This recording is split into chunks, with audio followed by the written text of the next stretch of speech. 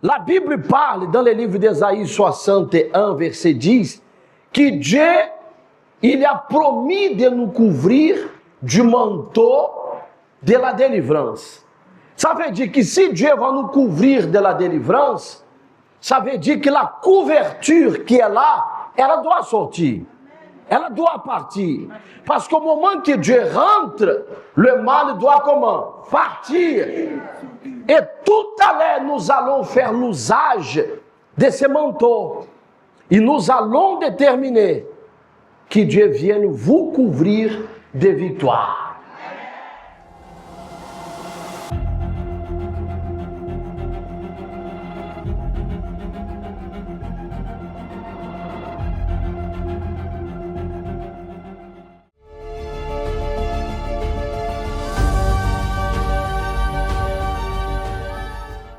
Quand je me suis levée pour venir à la première prière, je ne voyais plus bien et puis j'avais aussi les vertiges. C'est quand j'ai touché le manteau que la douleur a disparu. Donc depuis ce matin, tu ne te sentais pas bien. Depuis quelque temps déjà? Depuis une semaine. Une semaine, tu avais quoi exactement? Quelle douleur? La douleur au dos, à l'estomac et puis au ventre, genre si on me brûlait à l'intérieur. Donc, quand j'ai touché le manteau, la douleur a disparu. Je me sens déjà bien, je peux bien marcher. Aujourd'hui, ça va? Oui, Qui a fait cela pour toi? Seigneur Jésus. Acclamez trop fort le Seigneur.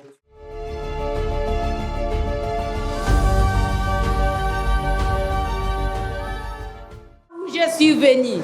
Mais depuis là, lorsqu'on a fini les prières depuis le matin, quand je suis rentrée à la maison, toujours le douleur.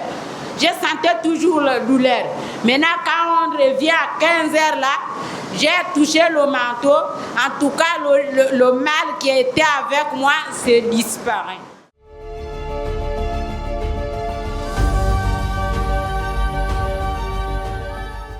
Je m'appelle la sœur. Saluez le peuple de Dieu. Bonsoir, peuple de Dieu. Pasteur, je viens rendre gloire à Dieu pour ce qu'il a fait dans ma vie. Parce qu'aujourd'hui, je ne peux pas être ici. Parce que après la prière de 8h, lorsque je suis rentrée à la maison, je me sentais fatiguée. J'avais vraiment la lourdeur sur moi. Pour moi, c'était du genre que je ne devais pas assister à la prière. Mais un cœur m'a dit, viens à la prière. Lorsque je suis rentrée, on a fait la prière avec le manteau. Là, je me sens bien libre. Plus de fatigue, pasteur. Là, ça... Le fardeau qui était là est parti. Oui, pasteur. L'esprit qui te disait ne pars pas est parti. Oui, pasteur. Qui a fait cela pour toi? C'est Jésus. Acclamons trop fort le Seigneur. Ta foi t'a béni au nom de Jésus.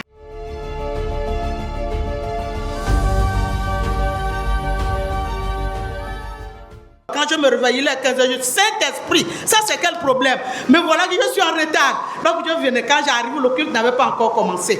Maintenant, quand le culte a commencé, les prières qu'on a eu à faire, quand je suis passé sous le manteau, j'ai senti un truc qui s'est détaché ici, au niveau des reins. Après, c'est descendu aux pieds. Là, pasteur, je peux courir. Oh, tu peux courir? Cours, maman. Tu vas me dépasser. Allons, si on va courir là. Tu vas courir maintenant. Ça va bien. Ça va très bien. Ça va bien.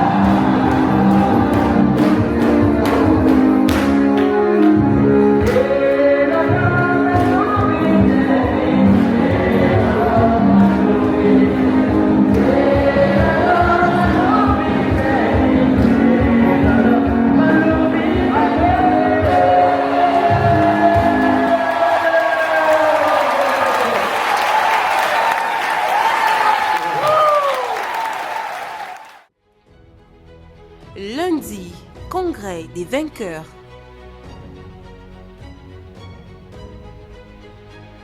Mardi, santé restaurée.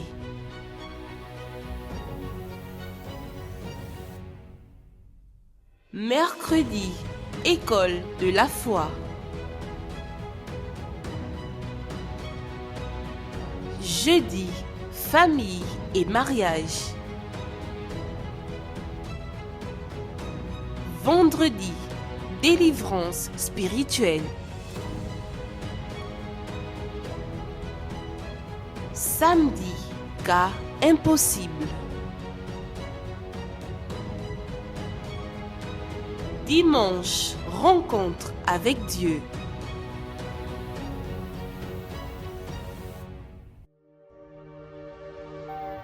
SOS spirituel Gabon, où une vie meilleure vous attend.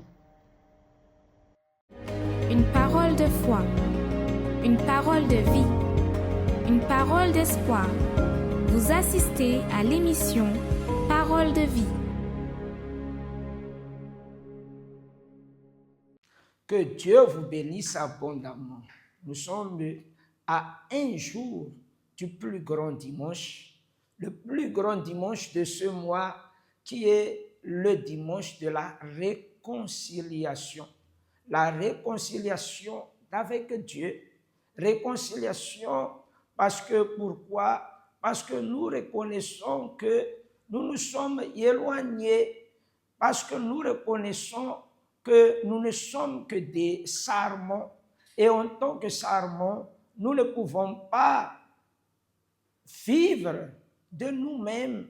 En tant que sarments, nous devons dépendre du cep. Comme le Seigneur Jésus, il avait parlé, le sarment, lorsqu'il dépend du cep, c'est là que le sarment donne des fruits. À partir du moment où les sarments sont détachés ou bien coupés du cep, ce qui arrive, ce qui se passe, c'est que nous savons tous, le sarment commence à sécher. Et malheureusement, c'est ce qui se passe, c'est ce qui arrive dans la vie de plusieurs personnes. Ce qui se passe, ce qui arrive lorsque je m'éloigne de Dieu. Parce que nous savons, très chers internautes, que nous avons été créés à l'image de Dieu. Ça veut dire que Dieu, il nous a créés afin que nous vivons dans la dépendance de Dieu, afin que nous puissions avoir cette vie heureuse, une vie de victoire, une vie de bonheur, une vie où nous voyons la justice de Dieu, les bénédictions de Dieu se réaliser dans notre vie. Tout au long de notre émission, nous allons parler de ce. Si vous connaissez quelqu'un qui peut-être s'est éloigné de la présence de Dieu, de la présence du Seigneur, je vous invite à partager cette émission avec cette personne-là, parce que peut-être cette émission va toucher cette personne-là, afin que la miséricorde de Dieu soit sur lui, sur elle, et que demain déjà, il va revenir dans la maison de Dieu, dans la présence de Dieu. Nous allons marquer une petite pause, et tout de suite, après cette pause, je vais vous inviter à méditer dans la parole de Dieu. Tout au long de notre émission, vers la fin, sans oublier, préparez déjà votre verre d'eau, parce que vers la fin, nous allons invoquer Dieu. Allons-y d'abord. Marquons cette pause, je reviendrai ici avec vous.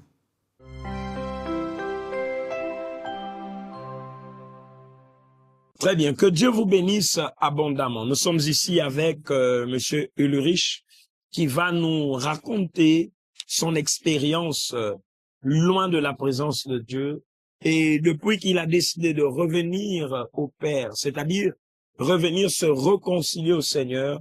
Aujourd'hui, comment vont les choses? Bonsoir, Monsieur Ulrich. Alors, racontez-nous combien de temps ou encore quelle était la situation qui a provoqué cet éloignement de la présence de Dieu. Et combien de temps vous avez vécu là loin de la présence de Dieu. Comment était la vie là, loin de la présence de Dieu?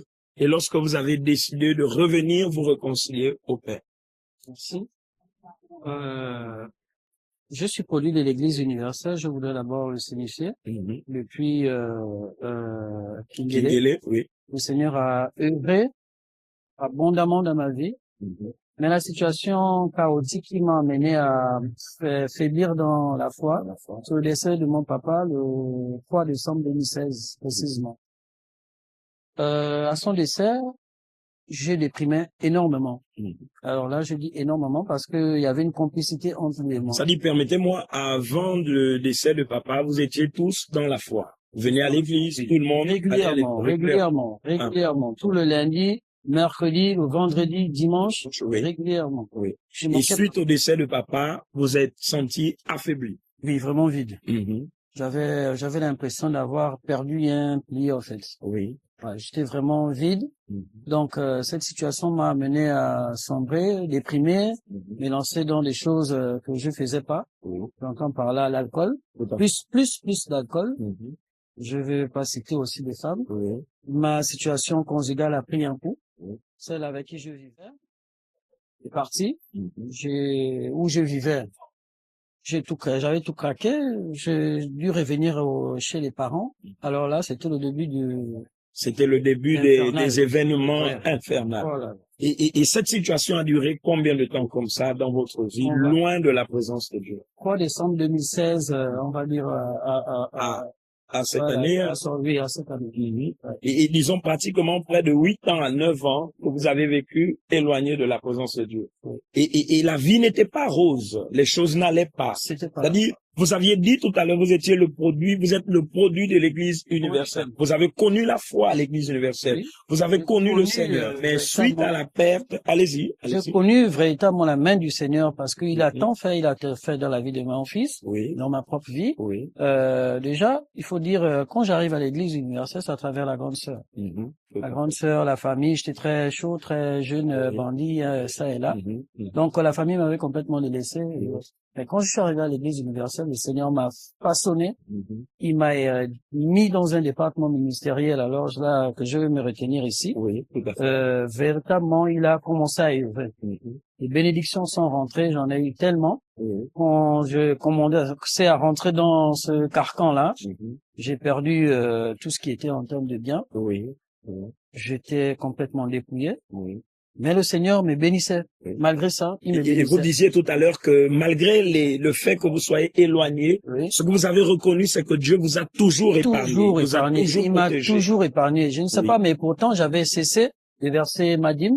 J'ai commencé à être égoïste, ne plus verser la dîme régulièrement, la dîme de tout, et pourtant j'avais fait cette alliance-là. Avec Dieu. Et suite à cela, vous êtes entré au-dedans de vous-même, vous avez décidé de revenir vous réconcilier à Dieu.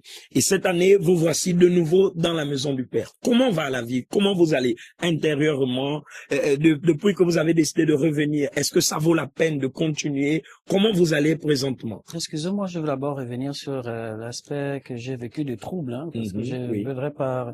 C'est tellement long, mais je vais essayer de résumer. Exactement. Parce que le Seigneur m'a élevé. J'ai commencé par les accidents. Vraiment, dont le Seigneur m'a épargné.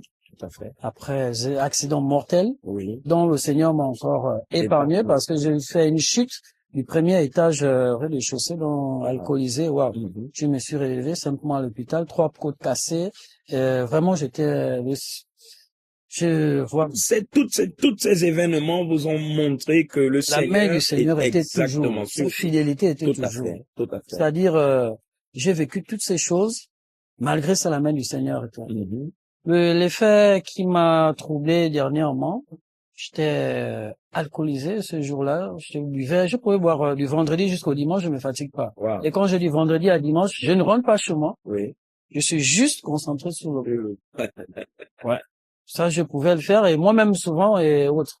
Donc, il y a un jour, je me suis senti tellement sale, tellement dégueulasse à l'intérieur de moi. Et je dis, qu'est-ce que je suis en train de faire? Ma maman, mes amis, toutes mes fréquentations n'en pouvaient plus. Non, lui là, il devient tellement toxique et pourtant, il n'était pas ce type de personne. Donc, intérieurement, j'ai fait une introspection et j'ai décidé de revenir à la maison du Seigneur. Il y avait une prière, des clameurs ce jour-là. J'ai prié. Quand je suis sorti de l'église, je me suis senti tellement libéré, tellement léger, et j'ai repris le chemin de la fidélité. Et voici, je me sens devant grâce à Dieu. Bien, totalement libre, les choses avancent. Le Seigneur. Quel est le conseil que vous pouvez donner peut-être à des frères, des personnes qui nous accompagnent là maintenant et qui ont vécu ou vivent cette situation que vous avez vécue, qui sont éloignés de la présence de Dieu? Je voudrais dire d'abord de 2016 en 2025, c'est tant d'années. Oui. Tant d'années dont j'étais brisé en fait. Vivre loin du Seigneur, pour ma part, c'est comme un vase vide en fait. Exactement. Un vase qui, en fait, pour moi, tu ne vis pas. C'est pas une vie. Pour moi, c'est pas une vie parce que tu es constamment exposé. Constamment exposé et bien de choses ça et là. Vraiment, j'invite la jeunesse, les frères et sœurs, de ne pas endurcir leur cœur parce qu'il m'arrivait des moments où j'avais une rage contre le Seigneur. Ouais. De revenir au Seigneur et voilà, lui-même il va faire. Voilà, lui-même il fera. Et vous avez l'opportunité le dimanche 16, le jour de la réconciliation avec le Père. La meilleure des réconciliations, c'est celle-là que nous établissons avec le Père qui est aux cieux. Que Dieu vous bénisse abondamment.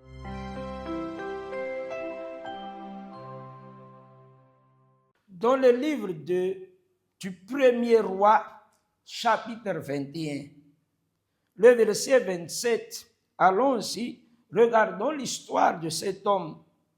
Après avoir entendu les paroles d'Élie, Achab déchira ses vêtements, il mit un sac sur son corps et il jeûna. Il couchait avec ce sac et il marchait lentement.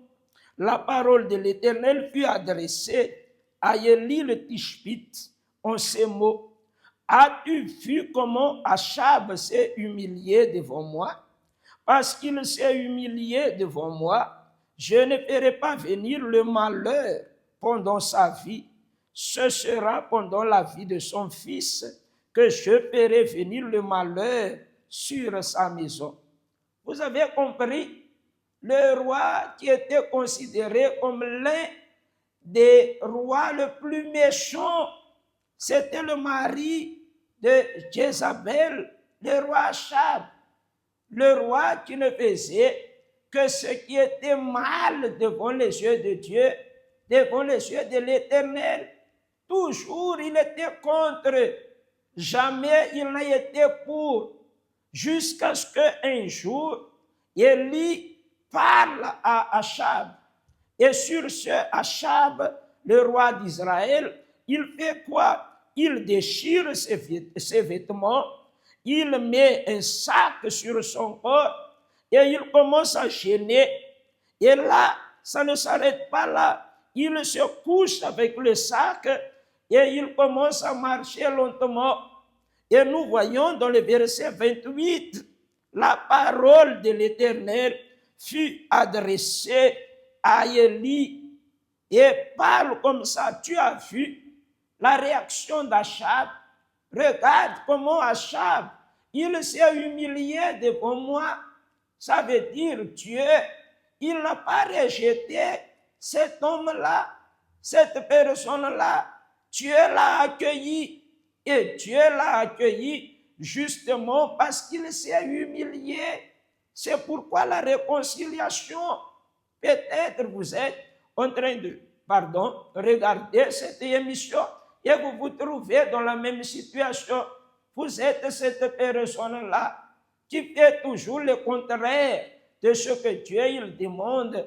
Vous êtes cette personne-là qui est en train de vivre une vie vraiment qui n'est pas une vie qui est au contraire de la volonté de Dieu. C'est pourquoi, veuillez m'excuser, avec humilité, il y a beaucoup de personnes qui souffrent. Parce que pourquoi? Ils ne veulent pas ça. Ils ne veulent pas cette réconciliation avec Dieu. Ils ne veulent pas reconnaître qu'il n'est que sarment. Et en tant que sarment, je dois demeurer attaché au cep. Comme ce roi-là, il avait fait, il a reconnu que vraiment, je dois commencer à pratiquer la volonté de Dieu. Parce que tant que je n'ai pas pratiqué la volonté de Dieu, malgré que j'étais roi, malgré que je suis roi, je souffre. Et combien sont comme ça, des rois, mais ça n'empêche que la personne souffre. Et souffre parce que, pourquoi? La réalité, ce n'est pas moi, c'est la parole de Dieu. La réalité, c'est ce, il ne peut pas revenir vers l'Éternel. Il ne peut pas revenir vers Dieu. Il y a même des personnes qui pensent comme ça que, Dieu là, je ne peux pas revenir vers lui, parce que lui là, il ne va pas m'accepter. Est-ce que moi-même, est-ce que je mérite? Regardez Achab. Achab était dans cette situation-là que vous vous trouvez. Jézabel, qui était la femme d'Achab, était une femme qui tuait les prophètes. Vous pouvez imaginer ça. Vous pouvez comprendre ça. Mais le jour où il s'est humilié, Dieu l'a accepté. Si donc cet homme-là a été accepté, ce n'est pas vous, très cher, qui sera rejeté. Ce n'est pas vous qui sera abandonné. S'il a été accepté, je vous dis, Dieu est capable d'accepter même la personne qui vraiment, on va dire comme ça, je ne mérite pas du tout. Tout ce que j'ai fait là, je ne peux pas croire. Je suis cette personne-là, une personne vraiment méchante. Je suis cette personne-là, quelqu'un qui est méchant, quelqu'un qui est vraiment a fait trop de choses qui ne sont pas bonnes. Même vous là qui êtes en train de parler là, homme de Dieu, vous ne pouvez même pas imaginer ce que j'ai fait. Mais regardez la parole de Dieu. Peut-être je ne peux pas. Ou bien la réalité même, je ne peux pas. Mais regardez aussi la situation de cet homme-là. Lorsqu'il s'est humilié, est-ce que Dieu, il ne l'a pas accepté? Parce que, très cher, tant que nous menons une vie qui est loin de la présence de Dieu, vous êtes sarment, je suis sarment, ça ne peut pas. Ça ne peut pas. Comment ça va être? Dieu, il m'a créé. Dieu, il vous a créé pour que vous dépendiez de lui. Pour que je dépende de lui. C'est ce que ça veut dire. Dieu créa l'homme, vous connaissez ça, à son image, à sa ressemblance, pour que l'un dépende de l'autre. Voilà, vous avez tout compris. Jésus même a révélé ça. Vous êtes les sarments. Les sarments doivent demeurer attachés au cep. Parce que les sarments d'eux-mêmes ne peuvent pas faire quoi que ce soit. Ah, homme de Dieu, vraiment, ce que vous dites là, est-ce que c'est vrai ce que vous dites là? Demain, à 7 heures déjà, venez avec votre petite bouteille d'eau. Pas besoin d'amener gros bidon là. Une petite bouteille d'eau. Je vais mettre la goutte dans votre petite bouteille d'eau. Et à 7 heures, à l'église universelle du royaume de Dieu, à Plémoretti, je serai avec vous. Et nous allons faire de même. Réconciliation avec Dieu. On va s'humilier. Venez même, tout en gênant, gênez, ne mangez pas quoi que ce soit. Venez dans la prière, on gêne. Et nous allons nous humilier devant Dieu pour que Dieu, il nous honte de nouveau parce que nous sommes sarments. Une fois que les sarments sont attachés au cep, c'est fini mon frère, c'est fini ma soeur, la vie heureuse, la vie de victoire, la vie de bénédiction, témoignage, ou bien comment vous voulez terminer cette année-là. Je ne vais plus beaucoup parler parce que j'ai déjà parlé un peu trop là. Nous allons maintenant donc suivre la parole de notre évêque et après la parole de notre évêque, nous allons invoquer le Seigneur. Alors, préparez déjà votre verre d'eau parce que moi aussi je vais préparer.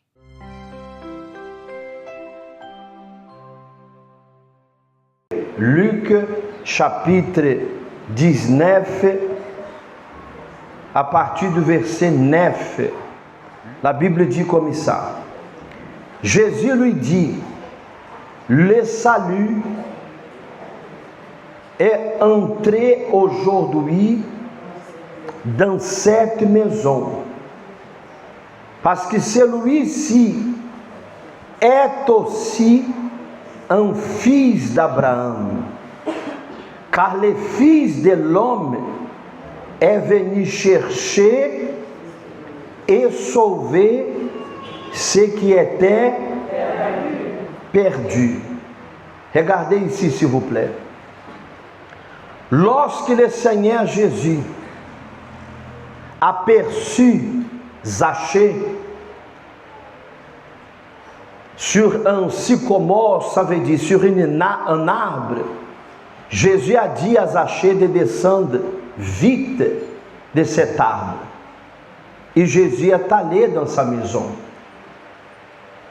Et le plus intéressant de ces messages est que Zachée, il était un collecteur des impôts. Zachée, il était un homme qui avait fait du tort à beaucoup de personnes. Mais si vous remarquez ici dans ces messages que nous venons de lire, Zachée, il était un fils d'Abraham. Un fils d'Abraham qui en réalité se trouvait perdu. Il avait le titre d'un fils d'Abraham, mais en fait, il se trouvait perdu au milieu de tant de choses, au milieu de tant de situations. Si vous remarquez ici derrière moi, dimanche de la réconciliation, dimanche prochain, dimanche 16, nous allons réaliser dans toutes nos églises le dimanche de la réconciliation. Le mot réconciliation, c'est quoi? C'est faire la paix, c'est demander pardon, n'est-ce pas? C'est pouvoir se réconcilier effectivement. Et combien sont les personnes qui ont le même statut que Zachée, fils d'Abraham, fille d'Abraham, ils sont complètement perdus. Elle se trouve à l'intérieur d'une église, mais elle est perdue. Et là, je me rappelle de la parabole que le Seigneur Jésus a dit au sujet des drachmes. On dit drachme en français, perdu. Jésus a parlé cette parabole en disant que la drachme, ça veut dire la monnaie, a été perdue à l'intérieur de la maison. Elle n'a pas été perdue à l'extérieur. C'est vrai qu'il y a beaucoup de drachmes perdus à l'extérieur, mais il y a beaucoup de ceux qui sont perdus à l'intérieur. Le corps physique est là, mais l'esprit n'est pas là. Elle a du mal à dire comme ça, Seigneur, aide-moi, je vais me réconcilier avec toi. Seigneur, donne-moi encore une chance, une opportunité, parce qu'au moment que vous allez le faire, Dieu vous donnera une deuxième, une troisième, et autant de chances, d'opportunités qu'il faut, parce que le Seigneur vous aime, il veut vous sauver, il veut vous pardonner, il veut transformer votre vie. Et là, je reviens sur l'histoire de Zachée, que Zachée, tout d'abord, il a pris une décision. la décision de pouvoir se vider de soi-même en montant sur un arbre. Imaginez-vous un homme ici très important que vous passez dans la rue et qu'au lieu de voir cette personnalité à l'intérieur d'une voiture ou en train de marcher, vous le voyez plutôt sur un arbre. Vous allez penser quoi de cette personne? Peut-être elle est folle ou fou. Et regardez où elle se trouve en ce moment. Mais Zachée, il n'a pas voulu savoir de sa position, de son titre. Il a voulu plutôt attirer l'attention du Seigneur parce qu'il voulait s'y réconcilier tout d'abord avec soi-même. Parce qu'au moment que Jésus est rentré dans sa maison, le Seigneur attendait encore une attitude de plus de sa part. Et lorsque Zachée, il a eu la disposition, la foi de se vider, le Seigneur lui a dit, aujourd'hui, le salut est rentré dans cette maison, parce que celui-ci était un fils d'Abraham, il était perdu, mais voilà qu'il vient d'être quoi? Retrouvé. Le fils d'Abraham qui trompait les gens, le fils d'Abraham qui avait parfois un mauvais comportement à l'égard des autres, mais lorsqu'il a compris qu'il avait de la valeur, qu'il avait la possibilité de tourner comment? La page de sa vie, il a mis toute sa vie à la disposition du Seigneur.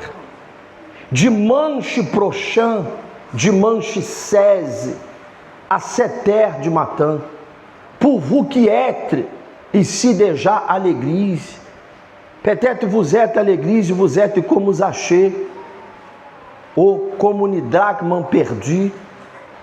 Le corps physique, je répète, est là, mais l'esprit n'est plus là. Vous êtes une personne qui, à votre intérieur, vous êtes perdu.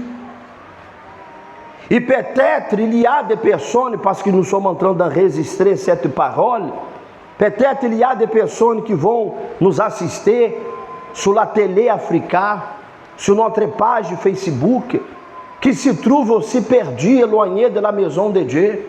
Peut-être un jour, à cause d'un problème, à cause ils ont dit, à cause d'une situation, d'une faiblesse, peut-être vous avez perdu quelqu'un, et à cause de cette perte, vous avez vous affaibli, vous découragé, mais sachez que vous avez la possibilité de vous réconcilier avec Dieu.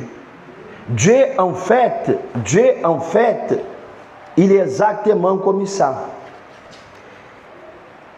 Il se trouve avec les bras grands et ouverts.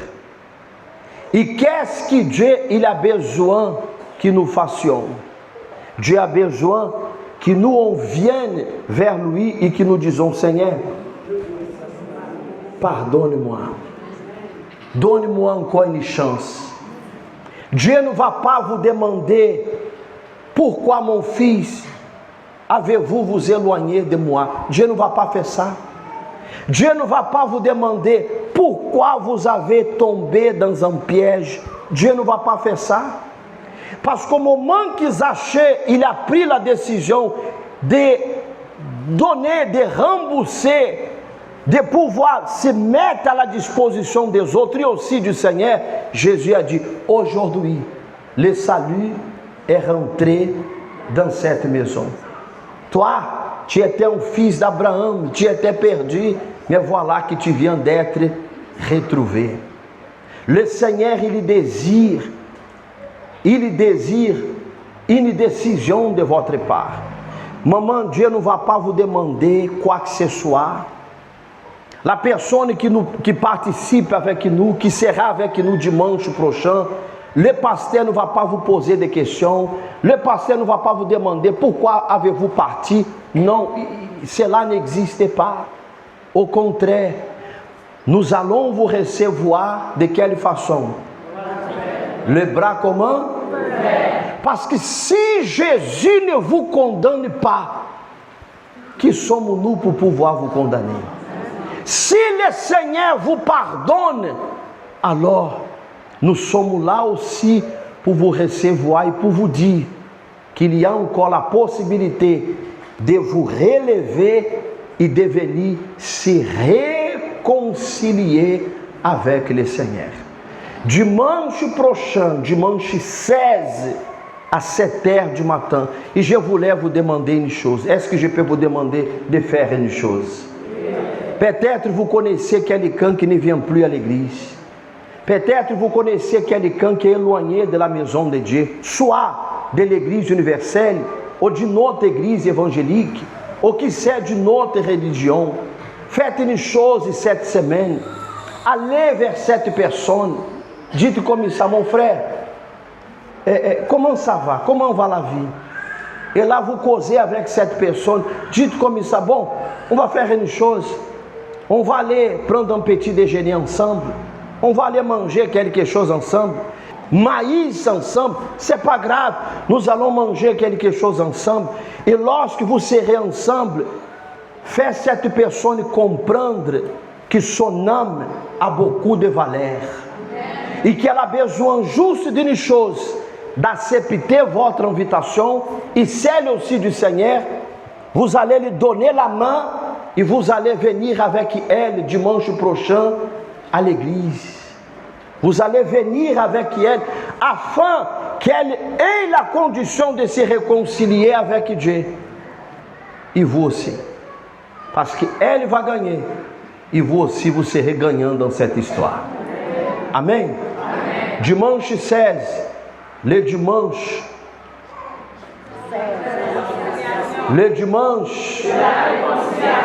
de la réconciliation avec Dieu.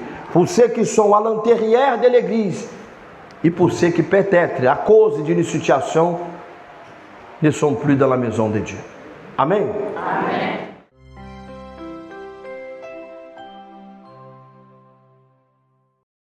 En ce moment, participez à une prière spéciale.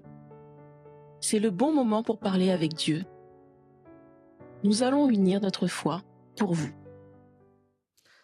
Seigneur notre Dieu et notre Père, nous avons préparé notre eau et nous te demandons de venir consacrer, de venir bénir cette eau que nous sommes en train de te présenter, afin qu'à travers cette eau, que le Seigneur coule dans notre intérieur, que le Seigneur nous donne cette force de revenir vers lui. Parce que lorsqu'il y a une réconciliation véritable, il y a une vie de victoire, il y a une vie de bénédiction, il y a une vie de transformation, il y a une vie de celui qui est sauvé. Parce que nous dépendons totalement de toi. Nous ne faisons que ta volonté. Alors nous te demandons, Seigneur, de venir visiter chaque maison, chaque foyer, de personne en personne, du plus grand jusqu'au plus petit, afin que nous ayons cet esprit, ce cœur de se tourner vers toi. Viens fortifier chaque famille, cet homme comme cette femme qui est en train de prier avec moi. Bénis, mon Dieu, sa vie. Nous livrons tout entre tes mains au nom du Père et du Fils et du Saint-Esprit.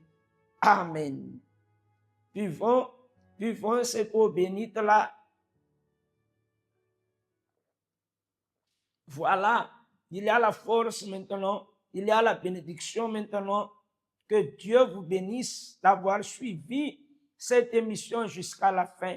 Demain, je vous attends à l'église universelle de Plaine-Loretti ou bien dans tous nos temples. Que Dieu vous bénisse